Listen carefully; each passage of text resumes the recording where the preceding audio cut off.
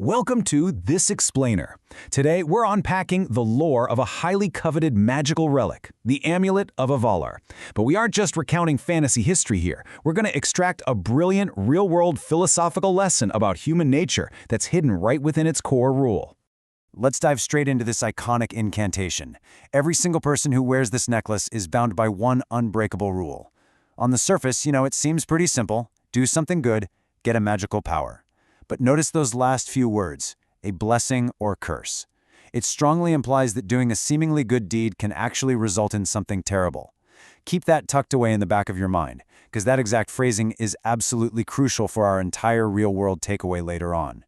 Part 1. A magical Disney relic, the origin and lore of the amulet. Now, this amulet didn't just pop out of nowhere, right? It boasts a really rich and honestly tragic history. It originated centuries ago in the mysteriously vanished civilization of Meru. Fast forward to 42 years ago, and Queen Lucia of Avoloar gifts it to her eldest daughter, Princess Elena, for her 15th birthday. But literally just a year later, tragedy strikes. An evil sorceress named Shariki invades. To protect Elena from a fatal strike, the amulet actively pulls her inside it.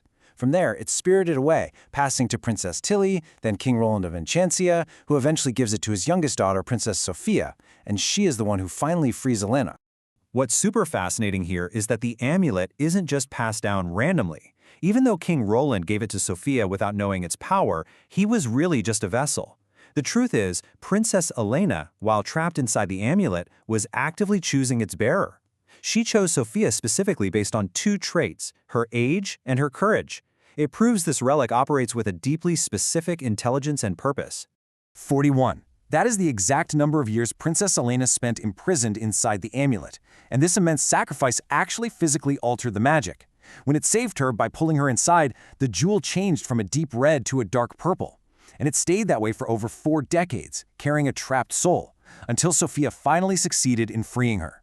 When she did, the amulet reacted once again, turning pink as a sign of that liberation. Part 2. Powers, Rules, and Weaknesses. How the magic actually works. This brilliantly illustrates the amulet's primary rule.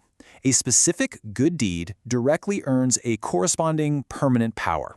You help a baby bird? Bam! You can now speak to animals. Assist a mermaid? You gain the ability to transform into one. Help tiny wee sprites? You can shrink down to their size at will. What's crucial here is how the magic is earned. You actually can unlock these powers using something like a power-plucking potion, but the effects won't be permanent. Why? Because the power wasn't truly earned. Real, lasting power requires a real, active deed. In total, the amulet has shown 16 unique abilities over the years. We're talking growing to giant size, supreme strength, and, well, the highly specific ability to bounce incredibly high. But some powers act a bit differently.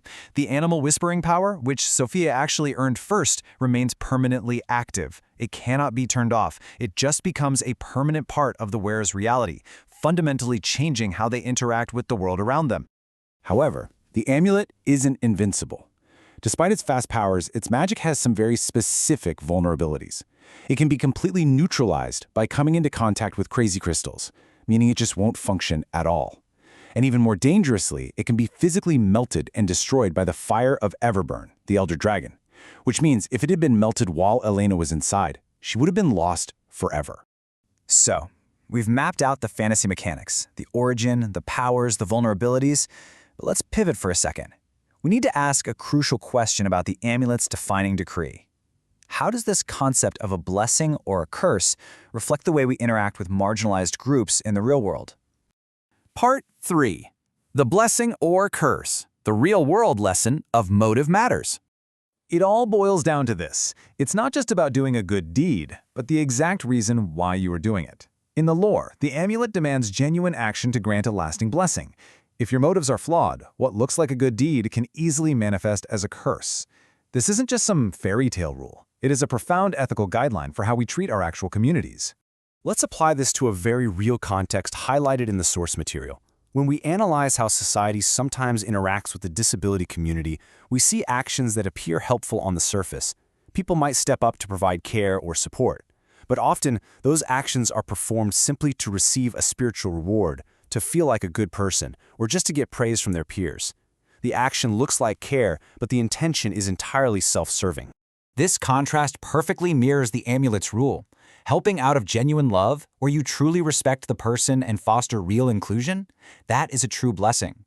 But helping just because you want a reward, praise, or spiritual points, that is a curse. Why?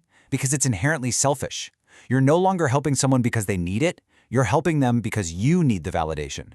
Let's break down exactly why that curse is so incredibly damaging in the real world. If the motive is merely to gain a reward, say a reward from God or applause from society, it reduces disabled individuals to mere tools for someone else's spiritual gain. It completely centers the focus on the helper's desires rather than the community's needs. And it actively destroys true inclusion by creating a deeply unequal, pity-based relationship. You aren't treating them as an equal, you're just treating them as an opportunity for your own advancement. I'll leave you with this final thought to ponder as we wrap up this explainer. The magic of the Amulet of Avoloar might be totally fictional, but the human behaviors it highlights are very, very real. So the next time you step up to perform a good deed, whether in your community, your workplace, or your family, take a hard look at your motive. Ask yourself who you are really trying to help. Are you acting out of genuine love and a desire for true inclusion? Or are you just looking for your own magical reward?